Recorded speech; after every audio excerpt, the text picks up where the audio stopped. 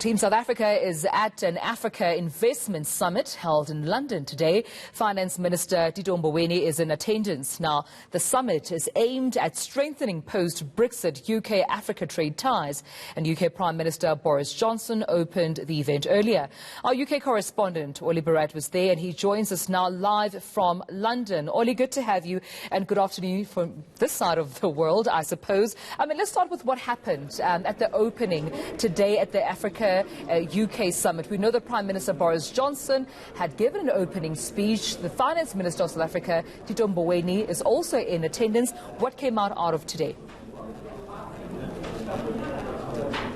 That's right, Boris Johnson giving that opening speech, and that's a reflection really of how important the UK government is taking this summit. Boris Johnson himself is hosting it, not one of his senior ministers. The Prime Minister himself wanting to demonstrate that opportunities in Africa are huge, that the UK government wants British companies to capitalise on them. He gave a speech extolling the virtues of all sorts of bilateral UK ties with African nations, but also talking about the opportunities for the future and the present when it comes to building business links as well.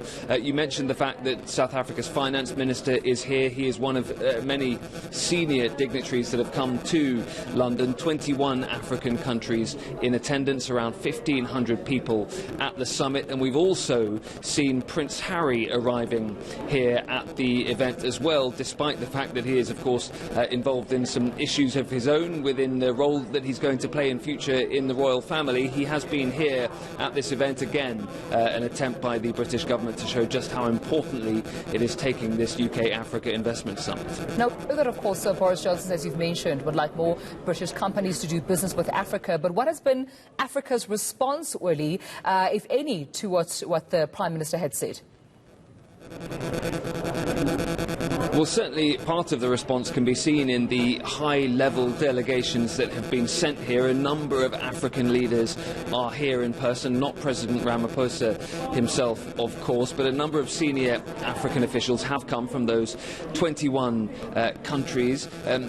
Certainly a lot of attention is being paid to this event in many of those African countries as well. A huge media presence here too. And the UK government says that billions of pounds in deals will be finalised, signed at this summit. Right. So clearly there is a flow in both directions. I have to end our conversation at that. It seems we're having technical issues. Can't hear you clearly, but hoping to come back to you, of course, very soon to get that answer with regards to how Africa is responding to Prime Minister Boris Johnson saying more UK companies need to do business in Africa and with Africa. And, of course, will Brexit be affecting Africa at all? We're hoping to get that answer, of course, very soon from Oli Barrett.